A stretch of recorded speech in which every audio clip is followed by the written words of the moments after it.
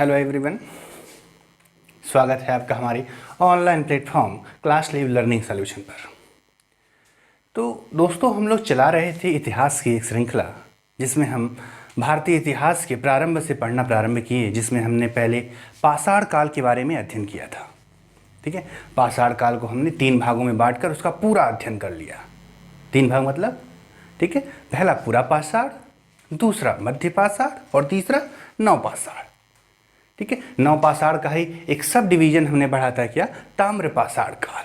ठीक है, तो इस तरह से जो मानव था धीरे धीरे अब बस्ती के रूप में रहने लगा, नगरीय जीवन, अब उसके अंदर नगरीयता आ रही थी। जैसा कि हमने बताया थे, ताम्रपाषाण कालीन स्थल दायमाबाद और इनाम गांव से हमें क्या मिले हैं, साक्ष्य मिले हैं नगरीयता के। ठीक है, पकी ईंटों के साक्ष्य मिले हैं।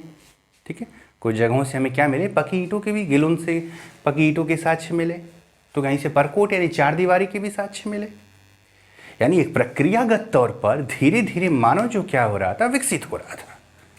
ठीक है, विकसित हो रहा था और अपने को एक सभ्य नागरिक बनाने, इन बर्बर जीवन से अब किधर चल चुके थे, सभ्यता की तरफ। ठीक, तो इस ताम्रपाषाण कालीन में ही लगभग 2500 साल पहले हड़प्पा सभ्यता की खोज हुई। हड़प्पा सभ्यता का काल शुरू होता है। ठीक है, हमने बताया आपको कि विश्व की सबसे पुरानी नगरीय सभ्यता हड़प्पा सभ्यता, जो कि कहाँ की है, भारत की है, भारतीय उपमहाद्वीप की है। विश्व की सबसे पुरानी नगरीय सभ्यता, ठीक, जो अपने नगर नियोजन के लिए विशेष तौर पर जानी जाती है, उस सभ्यता का जो उद्भव था वो कहाँ पर था, भारतीय क्षेत्रों में था। ठीक है, तो एक तरह से देखिए कि सभ्यता के रूप में भारत शुरू से ही क्या रहा है, अग्रणी रहा है। बात करें अगर इसकी खोज की, तो हमने बताया आपको कि सबसे पहले 1826 में चार्ल्स मेसन साहब ने इसके बारे में पुरातात्विक महत्व लिखा था।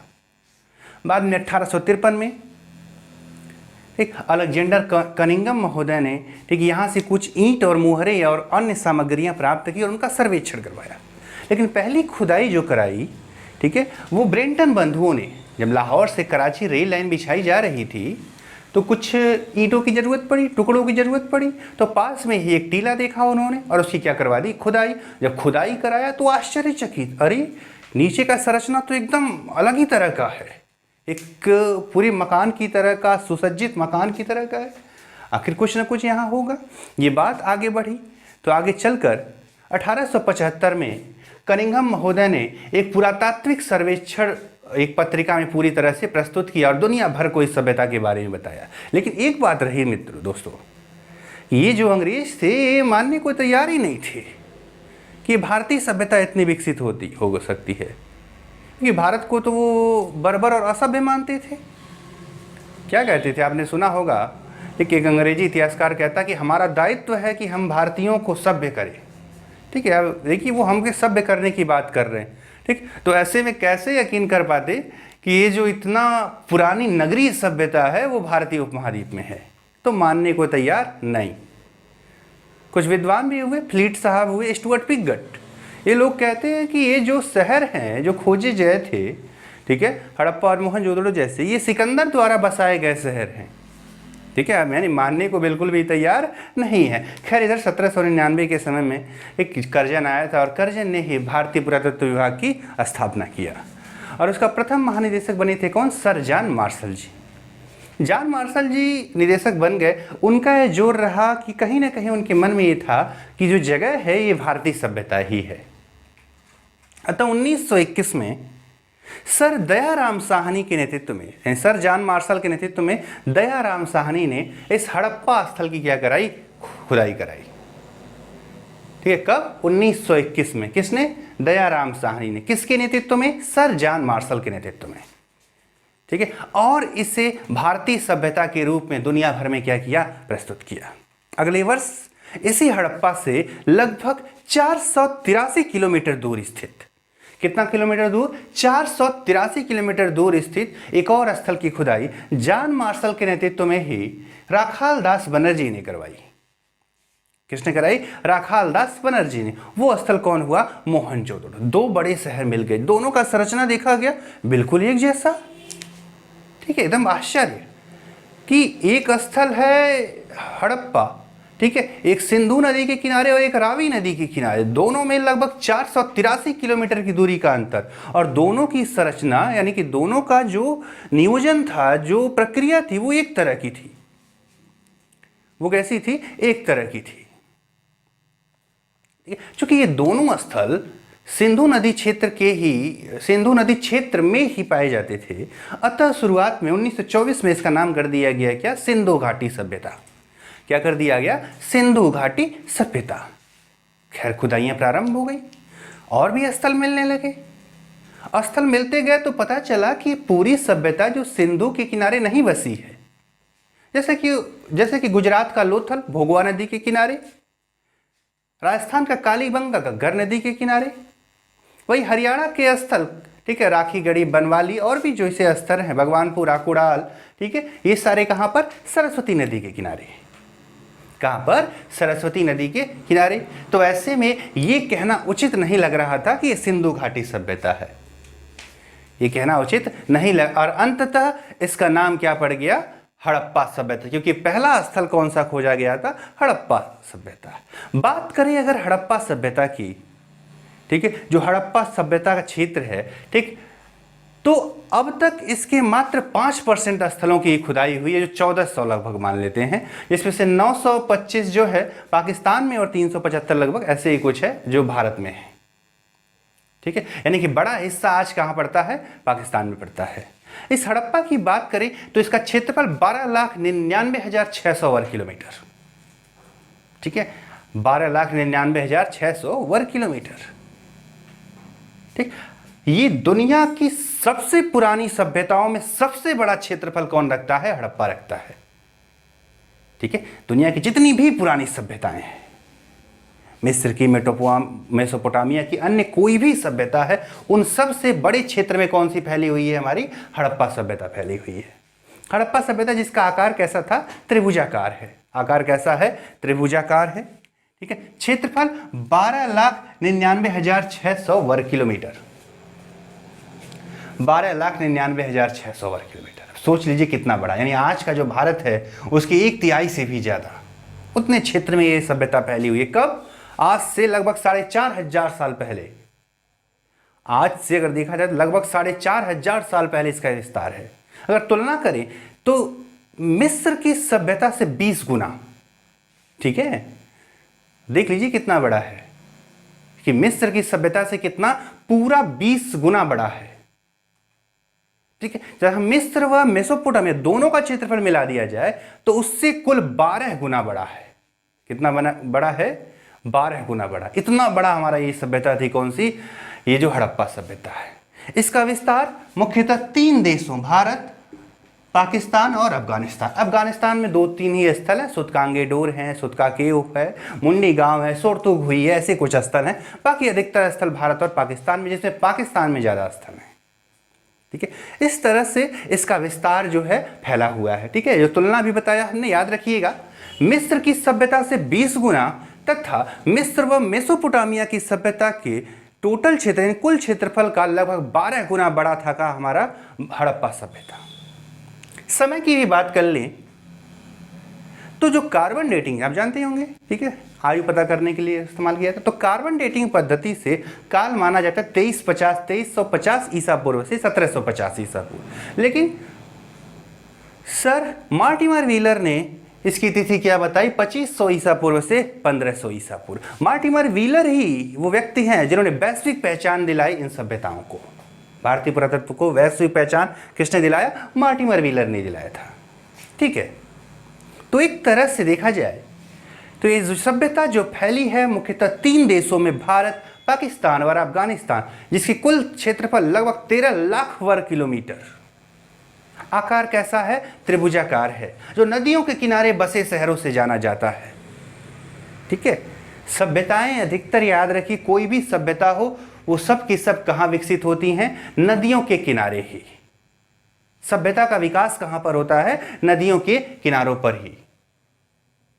ठीक, अब बात करें अगर विस्तार की तो भारत, पाकिस्तान और अफगानिस्तान में फैला हुआ है। तो भारत की बात सबसे पहले करते, चला ये भी एक देख लेते हैं, ठीक, कि इस सभ्यता की जो सीमाएं हैं वो क्या हैं। तो उत्तरी सीमा मांडा, उत्तरी सीमा क्या है? मांडा। ये नॉर्थ है, आप इतना तो पता ही होगा आपको, ठीक है। ये नॉर्थ है, इसको नॉर्थ कहते हैं, ठीक है। इसको साउथ कहते हैं, इसको ईस्ट कहते हैं, इसको वेस्ट कहते हैं, ठीक है। तो जो उत्तरी सीमा है वो मांडा जम्मू कश्मीर में पड़ता है।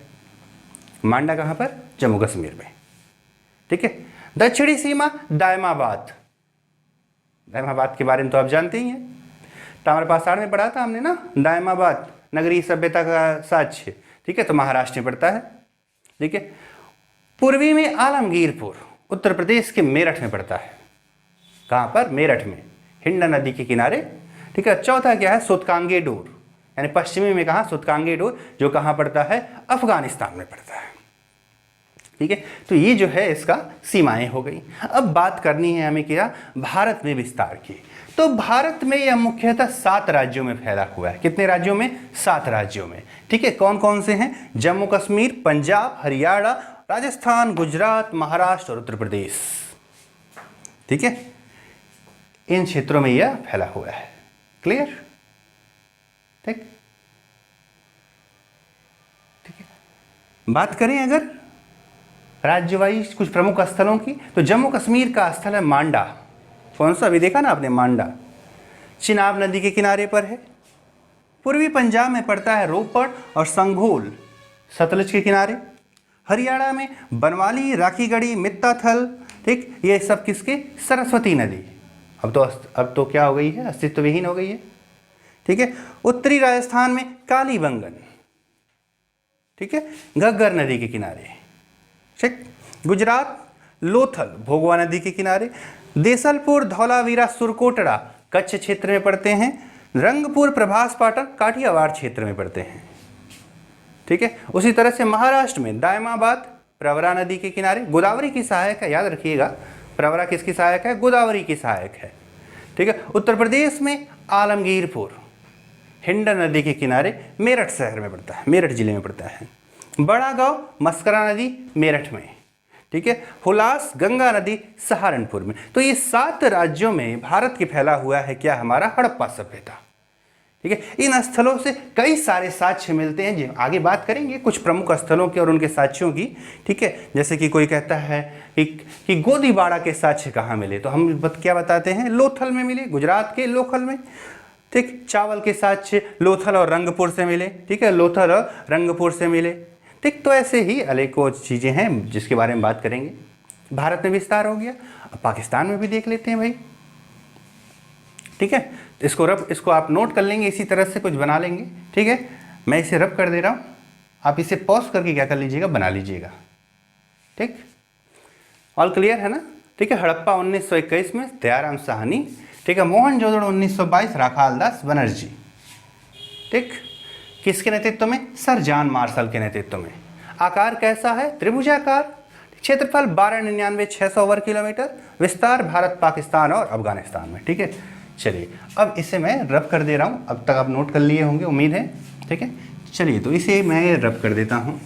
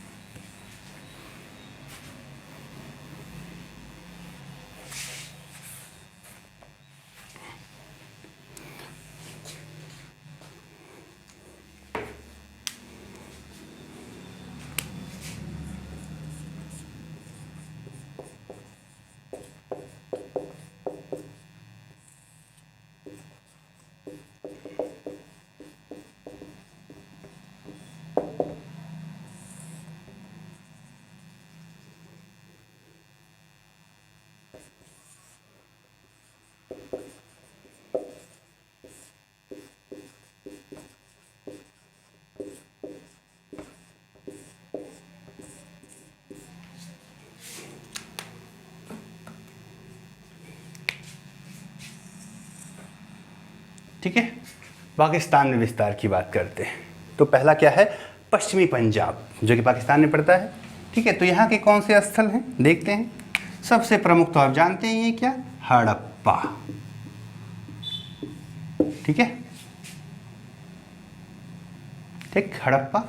दूसरा डेरा इस्माइल खान,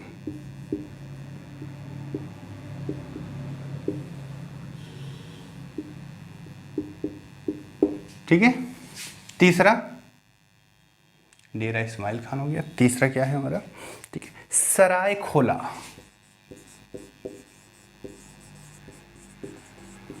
सरायखोला। चौथा है रहमान डेरी।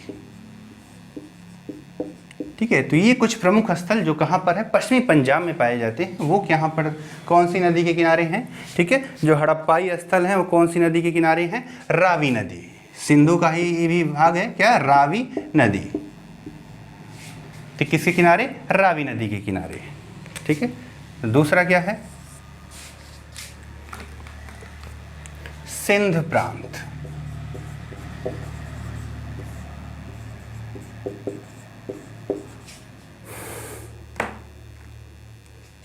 सिंध प्रांत, तो सिंध प्रांत में सबसे प्रमुख स्थल है मोहनजोदड़ो।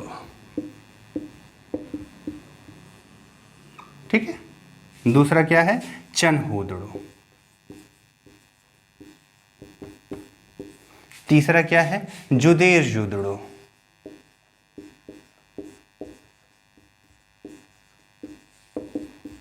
ठीक है, जुदेरजुदड़ो। ठीक है। और क्या है, अमीर कोट दीजी।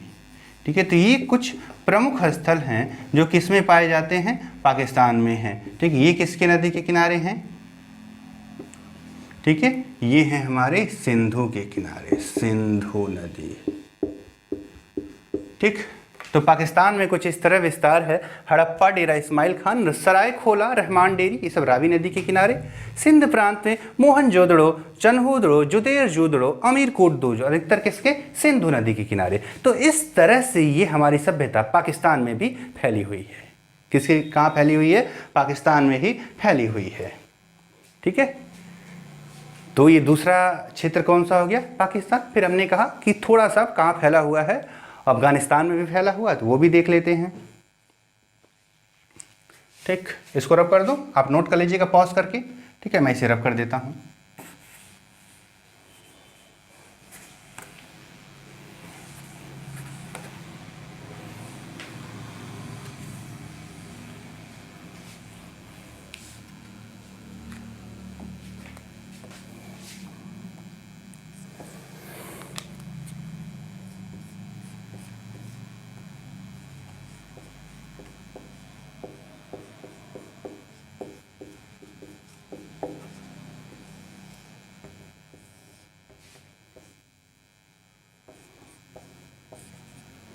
ठीक, पहला स्थल सबसे प्रमुख सुतकांगे डोर। सुतकांगे डोर, दास्क नदी। ठीक, दूसरा स्थल सुतकांगे डोर, सुत का केहू, सुत का कोह। ठीक है, सादी कौर नदी।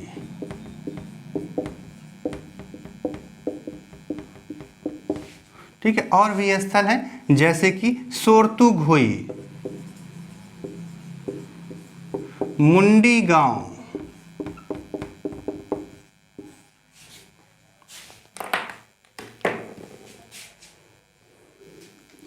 सोरतू घोई, मुंडी गांव, पालाकोट आदि। ठीक है, तो ये अधिकतर ये स्थल कहाँ के हो गए, अफगानिस्तान की हो गए। तो इस तरह से ये सभ्यता जो है हमारी इन तीन राज्यों में, तीन देशों में क्या हुई है, फैली हुई है, भारत, पाकिस्तान और अफगानिस्तान में। ठीक है, तो ये जो हड़प्पा सभ्यता, जिसे हम दुनिया की सबसे पुरानी नगरीय सभ्यता कह रहे हैं, उसका विस्तार कुछ यूं है कि आकार त्रिभुजाकार है। ठीक, जिसका क्षेत्रफल 12,99,600 वर्ग किलोमीटर है। ठीक, जो कि तीन देशों भारत, पाकिस्तान और अफगानिस्तान में फैला हुआ है। तो इस तरह से ये सभ्यता विकसित हुई और फैली है। ठीक है, जो हड़प्पा सभ्यता है, जिसे हम दुनिया की सबसे पुरानी नगरीय सभ्यता मान रहे हैं, कुछ इस आकार में फैली हुई है। अब अगर इसे दुनिया की सबसे पुरानी अच्छी नगरीय सभ्यता मान रहे हैं, तो क्या विशेषताएं हो सकती हैं, वो भी देख लेते हैं। तो चलिए अब हम बात करते हैं किसकी, इस हड़प्पा सभ्यता की विशेषताएं, यानी कि इसकी जो अन्य क्वालिटी, नगर नियोजन की विशेषताएं। हेडिंग क्या डालिए जाए, ओहो,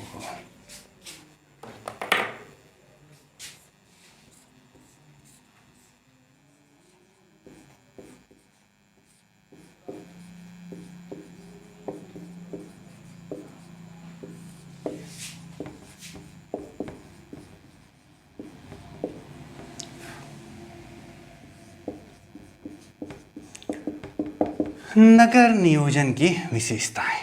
ठीक है, थोड़ा सुनिएगा, ज़्यादा लिखते हैं कम, कुछ चीज़ें सुन के भी दिमाग में आ जाती हैं, कहानी जैसा वो समझा जाए। ठीक है, देखिए हड़प्पा के नगर नियोजन को दुनिया का सबसे उत्कृष्ट माना जाता है। तो क्या विशेषताएं हैं? बात करें अगर हड़प्पा के नगर नियोजन की, नगर की बात करते हैं तो नगर मुख्यतः तीन भागों में, दो भागों में फैले हुए थे। एक को क्या कहते थे? पश्चिमी टीला।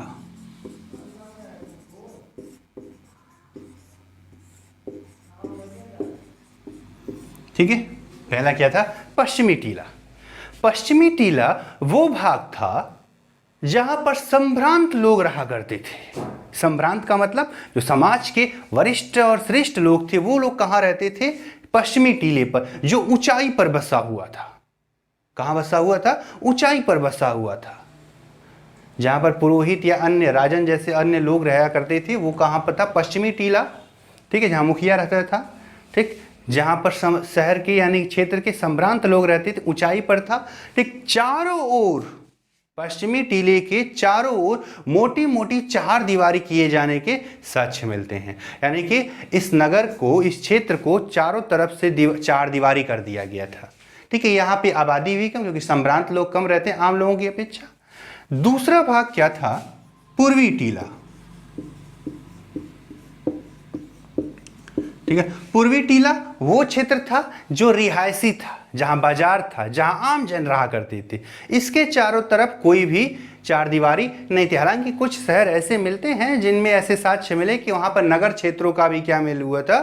ठीक, चार दीवारी कराई गई थी, परंतु अमूमन ऐसा नहीं है।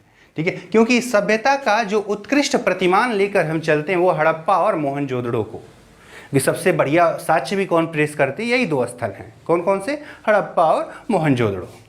ठीक है, इस वजह से ठीक है दो भागों में बटे हुए थे। पश्चिमी जिधर संभ्रांत लोग रहा करते थे, पूर्वी जिधर रिहायशी क्षेत्र था जहां आम लोग रहते थे, बाजार लगता था। ठीक है, लेकिन अपवाद स्वरूप, इसे याद रखिएगा, ठीक है, अपवाद स्वरूप कालीबंग, सॉरी माफ करिएगा, धौलावीरा, एक सेकंड, धौलावीरा वो स्थल है जहां पर पश्चिमी और पूर्वी के अलावा मध्य भाग भी था। ठीक है, यहां पर मध्य भाग के भी साक्ष्य। ठीक है, यानी कि ये नगर नियोजन की विशेषता, जो चारों तरफ अगर सिर्फ दो भाग में थे, पश्चिमी और पूर्वी, लेकिन जो ये धौलावीरा गुजरात में है, यहां पर पश्चिमी, मध्य यानी ऊपरी भाग, मध्य भाग, ठीक, और निचला भाग, यानी कि एक और तीन तरह के साक्ष्य, तीन तरह के नगर कहां पर हैं? धौलावीरा में बसे हुए पाए गए। ठीक है, तो इस तरह से इनकी ठीक नगरीय विशेषताएं फैलती। अब नगर के अंदर सबसे अच्छी चीज क्या थी? इनकी सड़कें। ठीक है, सबसे अच्छी चीज इनकी क्या थी? सड़कें। ठीक, तो आप शुरू से ही सुनते आते होंगे कि सड़कें एक दूसरे को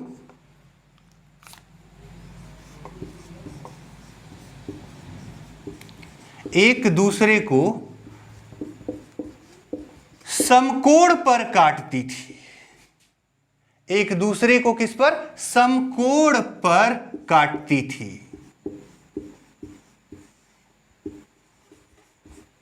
एक दूसरे को किस पर काटती थी? समकोण पर। ठीक है, जैसे आज भी आप देखते हैं जो मुख्य सड़क हो और जो गली वाली सड़क हो, इस तरह से होती है कि राइट एंगल बनता नहीं, कि समकोण पर कटती है। अब सोचिए, लगभग 4,500 साल पहले उन्होंने ऐसी विधि अब शुरुआत कर दिया था कि सड़कें एक दूसरे को क्या काटेंगी? समकोण पर काटेंगी। सड़कों की बात करें तो सबसे चौड़ी सड़क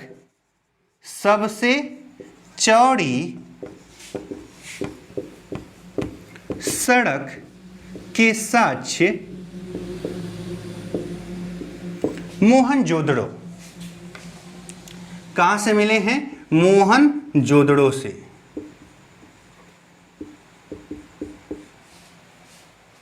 कहां से मिले हैं? मोहनजोदड़ो से। ठीक, इस सड़क को क्या कहा गया है? राजपथ कहा गया है। क्या कहा गया है? राजपथ कहा गया। जैसे आज नेशनल हाईवे जो होते हैं उस तरह से इसे क्या कहा गया? राजपथ कहा गया। इस सड़क की चौड़ाई 9.15 मीटर, यानी कि 30 फुट के लगभग, क्या लगभग कितना? 30 फीट। आज कहते हैं ना हम 30 फीट सड़क, ठीक है, उतना इन्होंने कब सोच लिया था? 4500 साल पहले। सड़कें एक दूसरे को कहाँ काटती थी? समकोण पर काटती थी। सबसे चौड़ी सड़क के साक्ष्य कहाँ से मिले? मोहनजोदड़ो से, जिसे क्या कहा गया? राजपथ कहा गया। 9.15 मीटर ये क्या थी? चौड़ी थी। सामान्यतः 3 मीटर चौड़ी सड़कें, सहायक सड़कें हुआ करती थी। तो इस तरह से देखिए तो इनकी विशेषता सड़कें भी रही। अब सड़कें तो ठीक है, सड़कें मुख्यतः कच्ची ही बना करती थी। कैसी बनी थी? कच्ची। लेकिन सड़कों के किनारे, इसे ऊपर वाला रब कर दे रहा हूं मैं, ठीक है, अब इसे नोट कर लीजिएगा, ठीक है, ठीक, क्योंकि हम वनडे एग्जाम की तैयारी कर रहे हैं तो हमें ज़्यादा डिटेल में नहीं, पॉइंट वाइज ही जानना है, ठीक है। अब सड़कों के किनारे, ठीक है, नालियां भी मिली हैं, ठीक है, जैसे आज भी होती हैं। आप देखते होंगे गलियों में, शहरों में सड़कों के किनारे नालियां,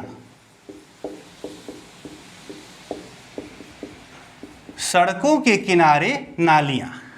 अब इन नालियों की बात करें तो इन नालियों को, ठीक है, इन नालियों को ईंटों से, यानी पक्की ईंटों से, ध्यान दें इस बात को, इन नालियों को किससे ढका गया था? पक्की ईंटों से। और जो चौड़ी नालियां थी उन्हें किससे ढका गया था? पत्थर के बड़े बड़े स्लेटों से ढका गया था। यानी कि नालियां खुली नालियां नहीं थी, नालियां भी कैसी थी?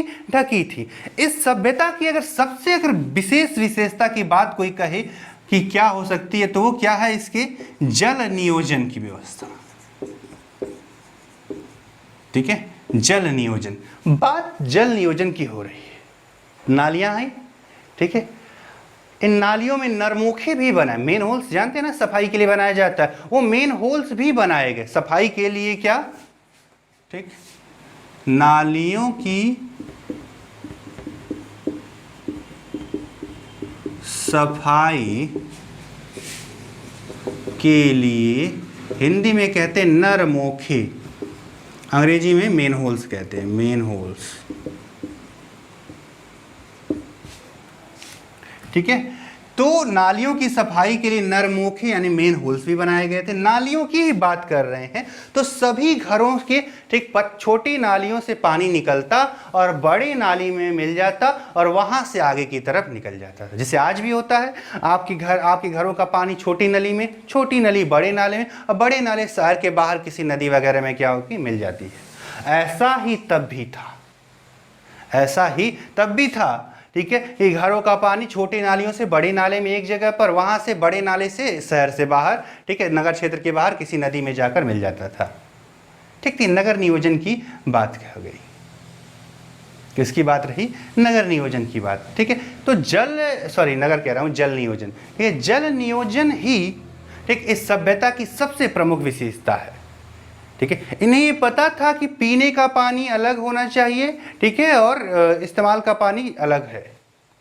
घर भी इस तरह बनाए गए। सामान्यतः घरों में, ठीक, 4-5 कमरे, एक आंगन, एक कुआं, ठीक, एक कुआं वृत्ताकार या अंडाकार किसी भी आकृति में हो सकता था, ठीक है। इस तरह के घर भी बने हुए थे कि जैसे होता ना कि चारों तरफ कमरे बना दिया जाए, बीच में आंगन रहे, ठीक है, और एक रास्ता। अब यहां एक बात और ध्यान दीजिएगा कि दरवाजे, घरों के दरवाजे